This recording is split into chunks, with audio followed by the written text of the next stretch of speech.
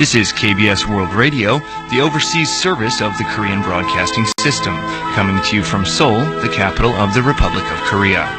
We now begin today's English broadcast on KBS World Radio.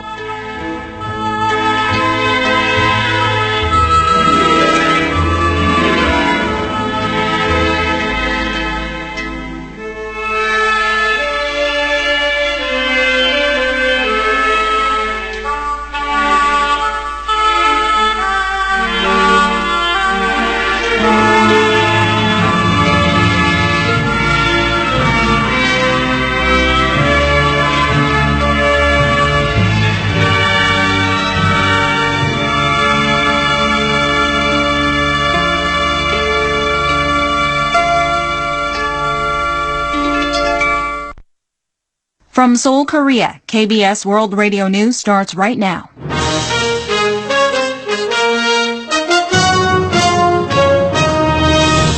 On today's broadcast, the National Assembly Special Committee on Budget and Accounts has approved an extra budget bill of over 11 trillion won. The United States is banning its citizens from traveling to North Korea starting next month. And the Chinese ambassador to South Korea says now is an important turning point to normalize bilateral relations. This is KBS World Radio News. I'm Rosine Park.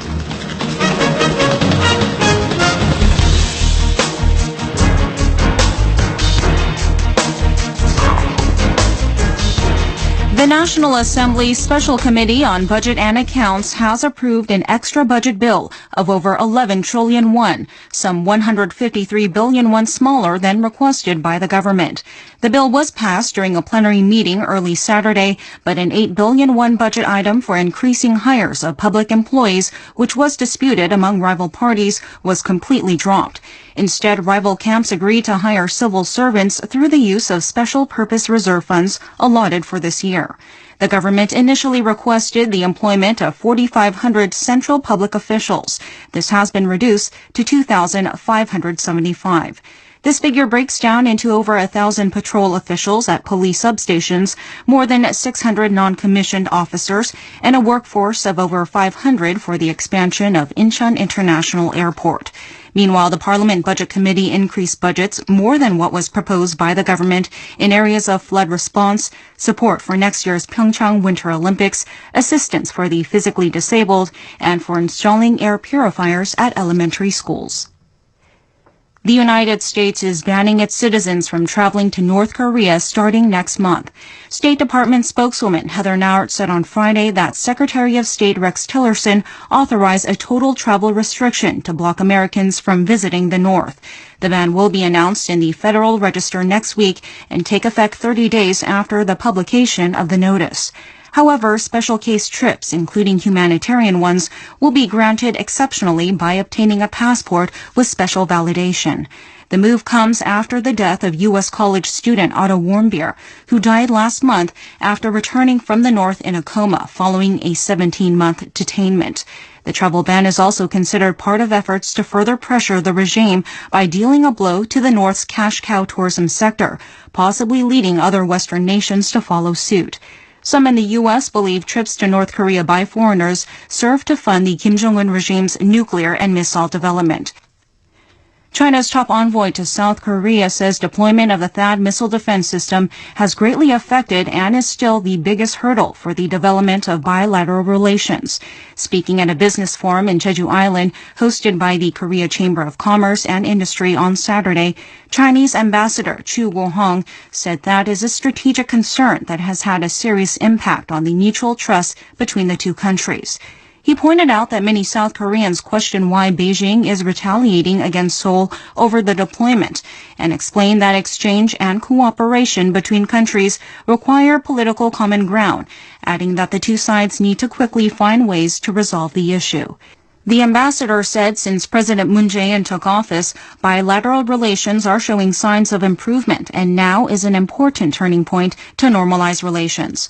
On North Korea's nuclear and missile development, the envoy expressed stern opposition using the phrase red line, but he said that sanctions are only a means to an end and a final solution can only be found through negotiations and dialogue. The European Union is believed to be discussing ways to ban the inflow of North Korean workers and repatriate current workers in the EU back to North Korea. Citing an unnamed EU source, the Yomiuri Shimbun Daily reported on Saturday the EU's Foreign Ministerial Council will adopt a statement concerning North Korea and consider additional independent sanctions on the regime.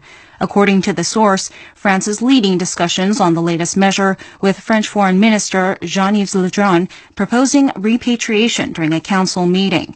Based on EU statistics from last year, at least 624 North Koreans with visas and permits are working in the economic bloc.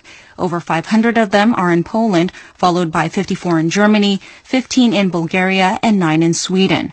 North Korean workers in Europe are known to be mostly serving at shipyards and construction sites. The British government has recently designated North Korea as a human rights priority country and expressed grave concern on the human rights situation in the North, according to Radio Free Asia. On Saturday, RFA reported that the UK Foreign Office issued its Human Rights and Democracy Report 2016 on Thursday and placed North Korea among 30 human rights priority countries. The UK Foreign Office said there were no signs of human rights conditions improving in North Korea as of last year and cited serious concern over its neglect and violation of global human rights regulations and obligations. The report also said the British ambassador in Pyongyang raised these issues during several meetings with North Korean officials. Senior UK officials were also said to have brought up similar concerns during talks with North Korean embassy officials in London. An American soldier who fought in the Korean War has been recognized for his valor 65 years later. The Chicago Tribune reported on Friday that the veteran from Yorkville, Illinois, received 3 Purple Heart medals. Joseph Sperry, now 85, enlisted in the U.S. Marine Corps when he was just 16 years old and was sent off to fight in the Korean War the following year in 1950. He fought in the Battle of Chosin Reservoir, or Changjin-ho, one of the most iconic engagements of the war. The World Youth and Culture Foundation is hosting the 2017 Taekyo Model United Nations Camp in Iwang, Gyeonggi Province early next month. The foundation announced on Saturday that the 6-day Global Talent Fostering Project will be held at the Gyeonggi Academy of Foreign Languages. Sponsored by the Foreign Ministry, Yonhap News Agency, and the Taekyo Group Charity Service, the camp will be attended by 52 South Korean elementary school students and 51 international students from 10 countries, including the U.S., Hong Kong, India, and Kuwait, who were selected through an English-speaking contest.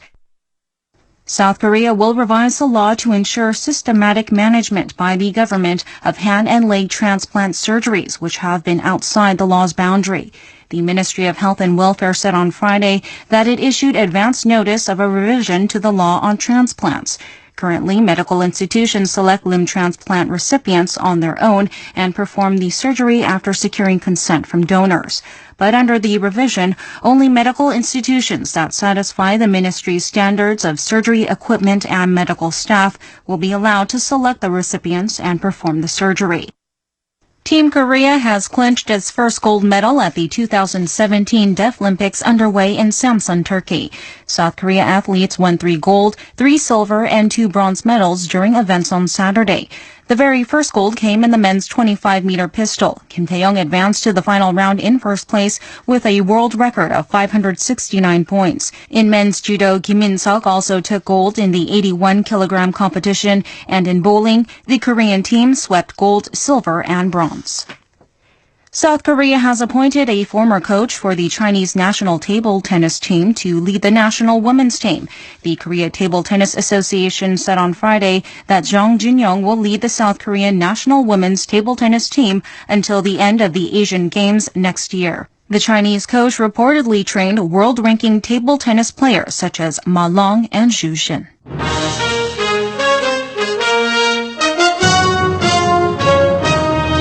That's the news from KBS World Radio's News Center in Seoul. I'm Rosine Park.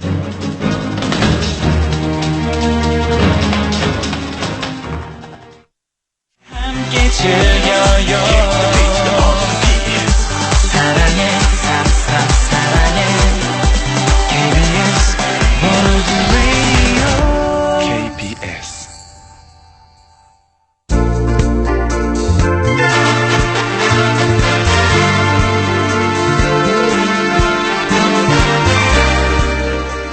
Hello everyone and welcome to the Saturday Mailbag Show, KBS Listeners Lounge, coming to you from Seoul, the capital of South Korea. It's Saturday, July 22nd of 2017, and as always, we've got the latest listeners' letters, messages, and reports we receive from you coming right up. So please stay tuned. I'm Lawrence Taylor. And I'm Kim Ji-eun. We'll be right back.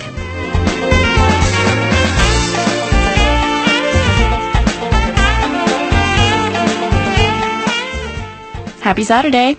Happy Saturday. It's a very special weekend, isn't it, for you as well, Jian? It's just a little bit. A little bit special. It's Jian's birthday tomorrow. Thank you very much. So happy birthday. Do you have any special plans? No, not much. I'll be spending the day with my family. My sister is visiting from overseas, so really? Yeah, we'll probably just have a family dinner. Okay. But, it's just a day of getting older. It's not a big deal.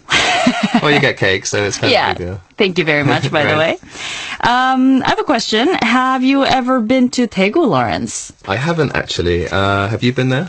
I used to go there all the time when I was little, actually several times a year, because my grandparents used to live there, not anymore. But I can't, honestly, I can't say I enjoy going there for weeks during the summer vacation, for obvious reasons. Right, it is always very hot there in the summer. Mm-hmm. I heard it was 36 degrees there earlier this week and a heat wave warning was issued. Yeah, I don't remember it being as hot as they say it is now, but honestly, I haven't been to Daegu in the summertime for such a long time, so I don't know what I'm comparing it to, but I do remember it being much, much hotter than it was in Seoul.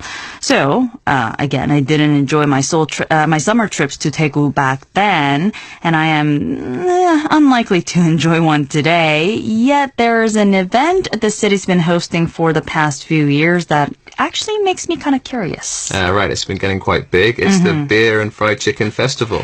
That's right. Chi for chicken, mek for 맥주, which is the Korean word for beer. The Chimek Festival is taking place actually as we speak. In fact, it started this Wednesday and it will run until Sunday. Right, I've heard a lot about it. It started in 2013.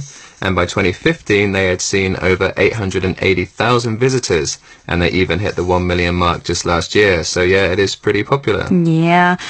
Honestly, I thought it was a joke when I first heard about it, and then year after year, it just kept on getting bigger and bigger, and now it's a full-blown festival with concerts and DJs and performers from all over the world, actually. It's not just about chicken and beer anymore. Right, but they are the most important parts, of course, and this year they've actually prepared 430,000 chickens and 300,000 litres of beer. So I'd like to see that all in one go. Can you imagine the smell of that many birds being fried?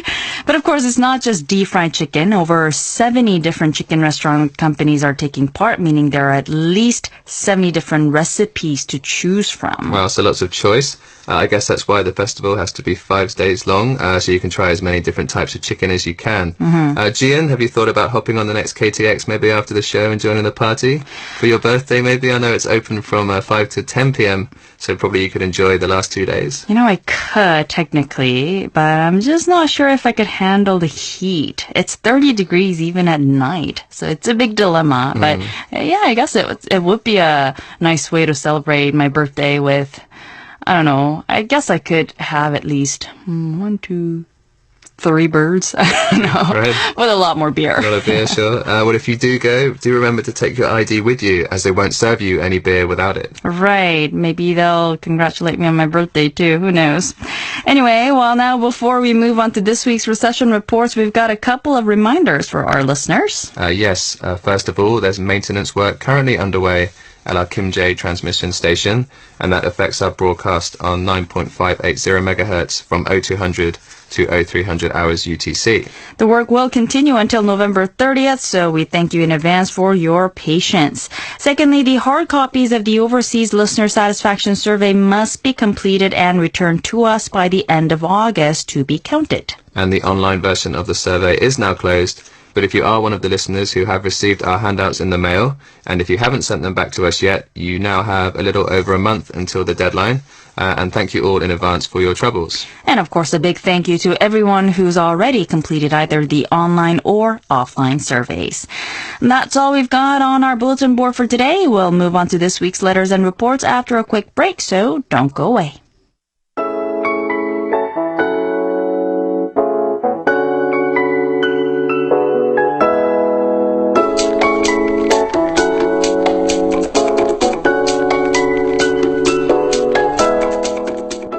You're listening to KBS Listeners Lounge on KBS World Radio. It's time now for us to take a look at the listener letters and reception reports. As usual, we've received some fantastic handwritten, typed up, and emailed comments, letters, and reception reports from you, our listeners, and we'll share some of those with you on this program. First off, we have a very informative report from our UK monitor, Nick Sharp. I thought it was rather odd that he's been seeing a lot of one across the board, no signal, no reception days, even though we're in the middle of summer, and his report from July 15 seemed to have revealed why. He shared a snippet of an article with us, which we'll share with you all right now. So according to the article, a medium-sized solar flare is hurtling toward Earth, set to arrive Sunday with intense solar particles of ionizing radiation lasting through Monday. This sounds scary, but Houston won't feel much from this event. There will be no danger on the ground for areas north of 55 north latitude, which includes much of Canada, Alaska, Northern Europe, and Russia. There could be interference in the shortwave radio bands affecting communications with commercial pilots flying over the North Pole en route to Asia from America and vice versa. In some cases, airlines can delay or cancel flights, fearing extended radio blackouts over desolate Arctic terrain. Imagine if there was an emergency and the pilot couldn't radio for help. Amateur radio operators or ham using intercontinental 10-meter or lower HF frequencies could experience propagation issues, greatly reducing their over-the-horizon reach. So for those of you in the northern regions who are having difficulty tuning into our shortwave signals, this could very well be why. Thank you very much, Nick, for sharing this valuable information with us. I actually didn't realize that solar flares and shortwave radio affected commercial flights, but the article also went on to state, while this is weaker than some events Earth has endured in the modern era, power grids at high latitudes may still experience voltage surges, disrupting operations and at worst causing brief blackouts. On a positive note, the aurora might be visible as far south as Wisconsin and Washington State. So I guess we learn something new every day. As for the reception report on July 15th, Nick said that he tuned in to us from 2200 to 2300 hours UTC on 11.810 megahertz, which yielded a simple rating of 32322. As a number of reports he'd sent us in recent weeks had been pretty bad with a lot of ones, he said that the reception was much better, but there was still interference from China Radio International. He used a Yaesu Musen FRG 8800 receiver with an external 15-meter L-shaped long wire antenna 2 meters above ground, as usual. Thank you so much for your report and also the article, Nick. Now moving on from Nick's area of Middlesex in England to Middlesex Street in Chelmsford, Massachusetts, USA. Listener John Fisher sent us a typed-up reception report by post after listening to us on 15.575 megahertz on July 6th from 1300 to 1330 hours UTC. He used a Drake R8 communications receiver with an indoor Dimec all-bandwidth antenna, and he rated the SIMPO at 2 across the board. And he wrote, "The reception was very weak, not surprising as I am on the east coast of the US." And he also gave us some details of the programs he heard, and he also wrote, "Please continue to broadcast on shortwave. The Republic of Korea must maintain its radio voice for the world." Thank you very much, John. Staying in the U.S., our monitor Otto Schwartz of North Carolina has sent us about 20 reception reports dated between May 6th and June 29th, all of them written after tuning into our 1300-hour UTC broadcast on 15.575 megahertz using a realistic DX440 receiver with a 3-meter whip antenna. And fortunately, the summer weather seems to have done some good in his region at least. The conditions were mostly fair to good with lots of 4s, and on May 25th and May 27th, the SIMPO even stood at 55544, which is wonderful to hear. So thank you for that fantastic news, Otto. And Otto also wrote us a letter sharing his KBS-related memories with us. And these are ones that date back to far before our times here.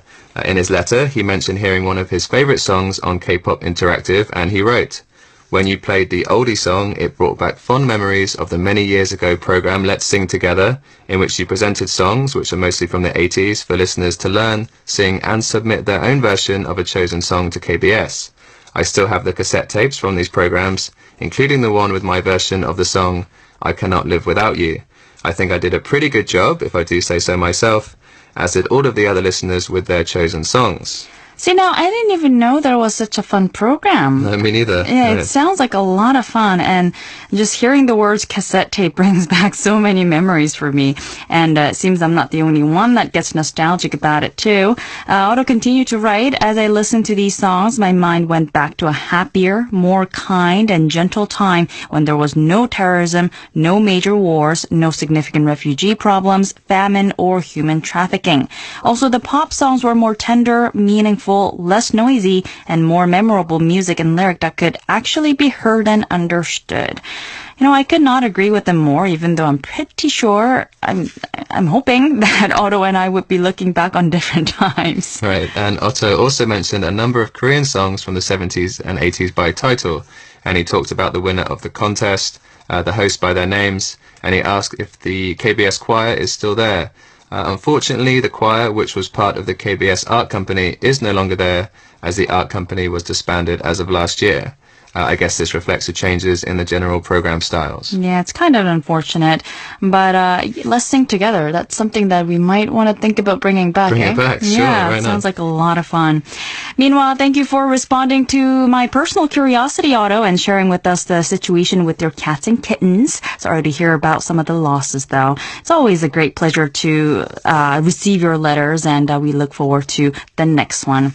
Next up, we have some emailed reception reports from our listeners in India. Listener Ramil Paul said that she listened to us on 9.880 MHz from July 1st through the 7th between 1400 and 1500 hours UTC. She used a Grundig digital receiver with a 20-meter long antenna as well as a telescopic antenna. The reception conditions ranged from poor to fair, with 5 out of the 7 days rated at 3 across the board. Thank you very much, Ramil. Well, this had been my first time hearing from Ramil, but I'm guessing you're related to our monitor Ratan Kumar Paul. I mean, the two of you sharing the same last name and the same postal address and all. It's great to see some more families sharing hobbies. Meanwhile, Ratan emailed us his report for July 8th through the 14th period when he listened to us on 9.640 megahertz from 1600 to 1700 hours UTC. He used a Sony ICF digital receiver with the telescopic antenna, and it seemed that this frequency fared better in his region. The conditions range from fair to excellent, with the SIMPO rating at 5 across the board for 3 of the 7 days.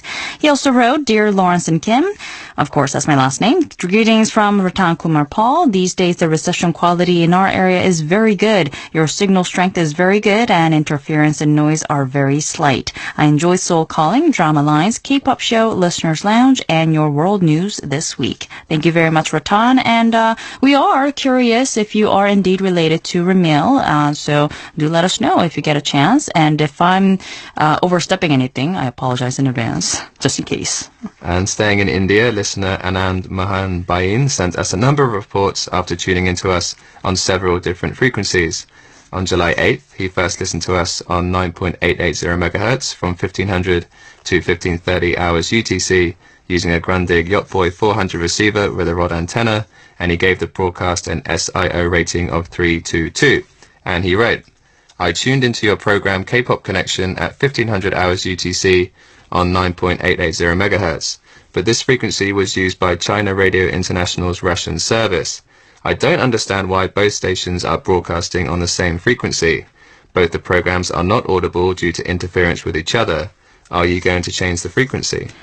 Well, the fact is, we don't broadcast on the same frequency. We looked it up, and from 1500 to 1600 hours UTC, CRI broadcasts on 9.870 megahertz towards Southeast Asia, and it's just that their signal is extremely strong, overwhelmingly strong, if you will, and it seems that ours isn't the only broadcast CRI likes to block. I stumbled upon an online post about their signal toward North America completely drowning out the broadcast coming from Australia.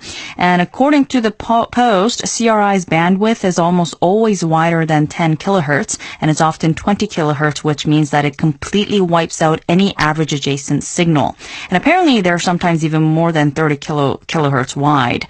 And the thread of comments on the post seems to agree that CRI is by far one of the most aggressive broadcasters out there.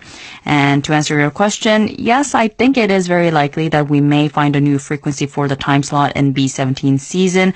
We are currently working on it. And Anand also listened to us on 9.515 megahertz on the same day from 1600 to 1700 hours UTC, and he gave the broadcast an SIO rating of 3 across the board. This time he wrote, at 1600 hours UTC, the reception is not good on 9.515 MHz, but the 9.640 MHz broadcast is not available now. All frequencies of KBS programs are not up to the mark. Are you going to stop broadcasting on shortwave? Please choose your frequencies as per field observations by KBS officials, and not by reports from reception monitors. Day by day, I am fed up due to the poor reception. We are indeed very sad to hear this, Anand, but we assure you we are not going off shortwave. We greatly value your reports, and they will be taken into consideration when adjusting our frequencies and schedules. But what's a bit curious for me is that we've actually been getting quite good reviews on these frequencies, except for the CRI interferences at 1500 our UTC on 9.880 megahertz. For instance, our monitor Ashraful Islam of Bangladesh sent us an email after listening to us on 9.880 megahertz from 1400 to 1430 hours UTC on July 11th. He used a Grundig Yachtboy 80 digital receiver with a telescopic rod antenna, and the SIO rating stood at 444, although he also reported a very faint co-channel interference. Listener SS Bhattacharya of India also tuned into us on 9.880 megahertz on July 16th between 1400 and 1500 hours UTC, and he gave it an SIO rating of 444 also, saying that the signal had been good that day. He also said that the reception conditions have improved. Thank you very much for that. And another one of our monitors, Honey Islam of India, said that he listened to us on July 15th from 1600 to 1700 hours UTC on 9.515 megahertz, and he rated the SIMPO at 4 across the board. On July 16th, he listened to us from 1500 to 1600 hours UTC on 9.880 megahertz and rated it 54444. Thank you very much, Honey. From Pakistan, our monitor Shizad Shabir said that he listened to us on July 14th from 1610 to 1700 hours UTC on 9.515 megahertz, and he rated the SIMPO 43434. On July 19th, he dropped by our online reception report board again after listening to us on the same frequency at the same time, and this time he gave it a SIMPO rating of 55455. And Shazad also wrote, we appreciate the technical team of KBS for the wonderful service we enjoy every day. We could listen to the programs clearly yesterday. Soul Calling and Drama Lines were great. Thank you very much, Shazad.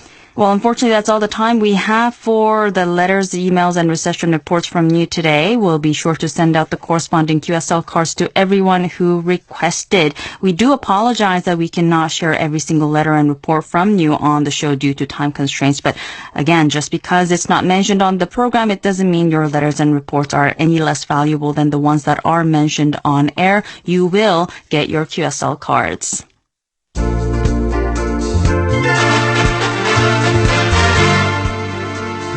Well, that's all we have for you this week on KBS Listeners Lounge. We hope you enjoyed the show. This has been Lawrence Taylor. And this has been Kim Ji-eun. Thank you for joining us, and we hope you have a wonderful weekend. Goodbye. Goodbye.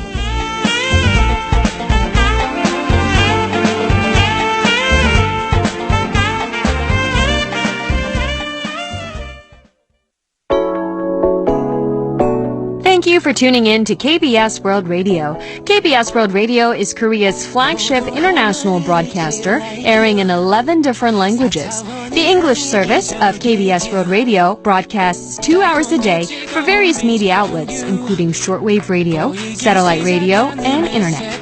Visit our website at world.kbs.co.kr, where you can stream all of our content on our internet radio Wink by tuning into various channels like Wink 24 and Wink Music. Wink is also available on mobile if you download our on-air app onto your mobile phone. Visit our Facebook page at www.facebook.com/EnglishKBS or follow us on Twitter at KBS World Radio.